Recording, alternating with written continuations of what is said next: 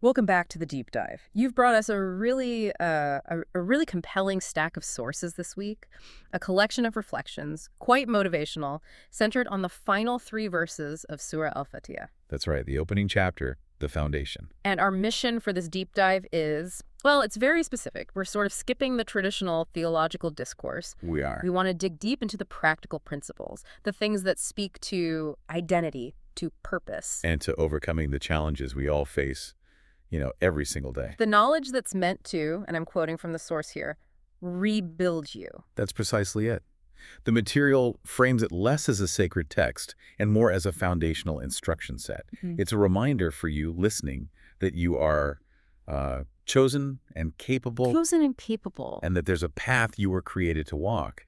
These verses, they build on each other, starting with this powerful declaration of internal strength. Okay, let's unpack that. Verse 5, the starting point. The notes describe it as standing before this ultimate power, not weak or lost, but centered, capable. Yeah. Right. And the declaration is, you alone we worship, and you alone we ask for help. Now that first half, you alone we worship, it sounds like a purely religious idea, but the material we reviewed immediately reframes it. It does. It reframes it as a statement of radical freedom.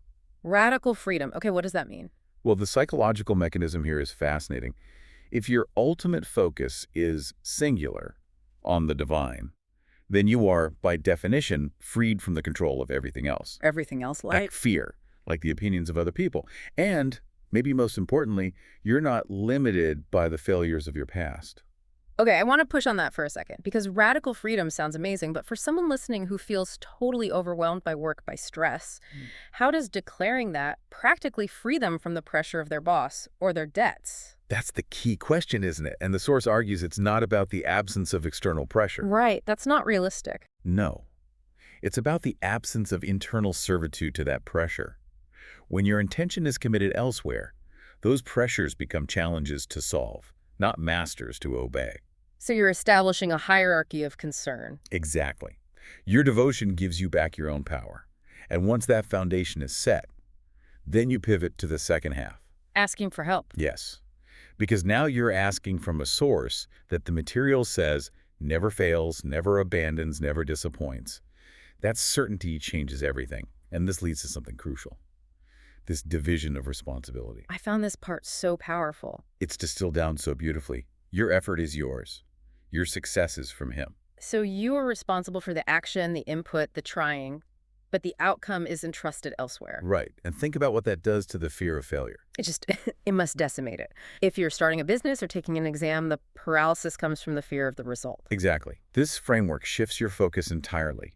If you're only truly responsible for your effort, you can pour 100% of your energy into the process, the learning, the striving. Without the burden of guaranteeing the result. You're judged on the input, not the final score. That is the profound shift in mindset, and it leads to that huge motivational line we found in the sources. With Allah behind you, nothing ahead of you is impossible. And that's verse 5. It's the ultimate self-affirmation. It makes sure you are fortified before you even ask for where to go next. That's such a powerful foundation, but strength without direction is, well, it's just chaos. Energy without a target. So now that you have that internal strength, where do you point it? Which, of course, brings us to verse 6. Guide us to the straight path. And when people hear the straight path, I think they imagine this one rigid, narrow line. They do. But the notes we looked at make a really important distinction.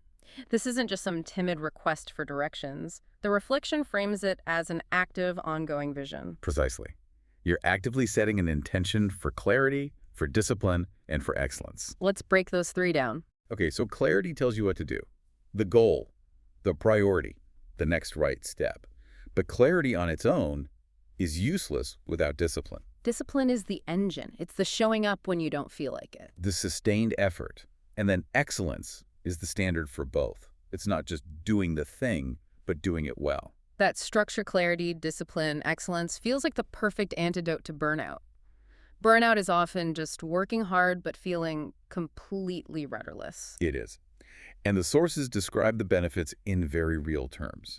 A path where your goals have meaning, your steps have direction, and your life has light. It's the end of confusion. And what's absolutely crucial here is the ongoing nature of it. You don't just get guidance once and you're set. You're asking for it daily. Daily. So you're constantly recalibrating. The text says you're always growing stronger, more focused, more aligned with your purpose. So it's not about getting a static map. It's more like asking for a live GPS system. That's a perfect analogy. You are asking for the system, not just the answer, for the ability to see the right choice, and then the willpower to actually make that choice. That daily calibration feels so essential, which moves us perfectly into verse 7. This adds another layer of depth, defining the company we keep and the company we avoid. It starts with the positive, the path of those you have blessed. And this is where the emotional empowerment really kicks in. How so? The reflections detail who walks this path. Prophets, the truthful, the strong-hearted, the righteous, and the immediate message for anyone feeling isolated is, you are not alone. You're part of a legacy. You're not just some historical list. The source frames it as a source of immediate strength.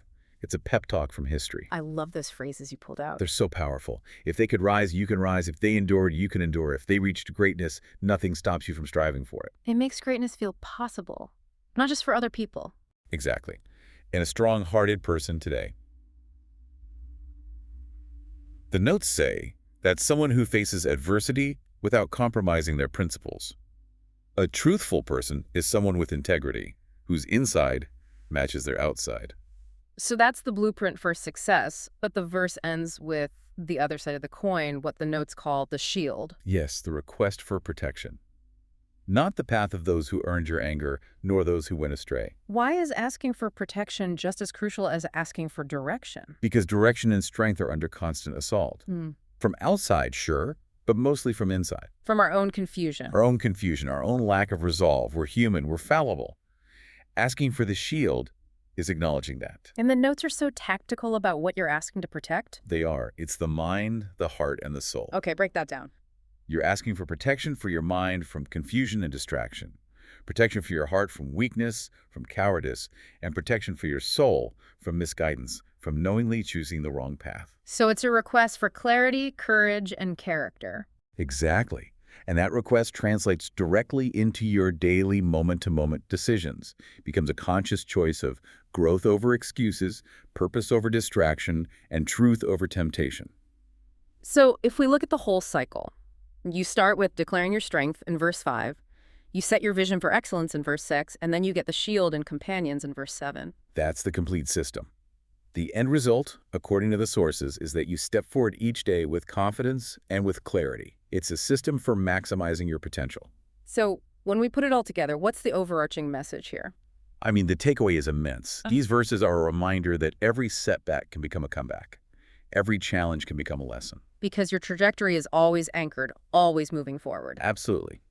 The final message is a call to strive, to walk your path with courage and faith. Guidance, at the end of the day, is the greatest empowerment of all. Which brings us to our final provocative thought for you, the listener, something to think about after this. Since the sources frame verse 5 as a declaration of strength stating where you draw your ultimate power from, and verse 6 as a vision for direction, consider this connection. How does consciously acknowledging where you seek help first, in verse 5, actually prepare the internal ground for you to receive the clarity and discipline required for the vision of verse 6? Yeah, think about this sequence. Does the absolute clarity of your devotion fundamentally unlock the absolute clarity of your path? And what happens to your direction when your devotion is split? Something to keep diving into. We'll see you next time.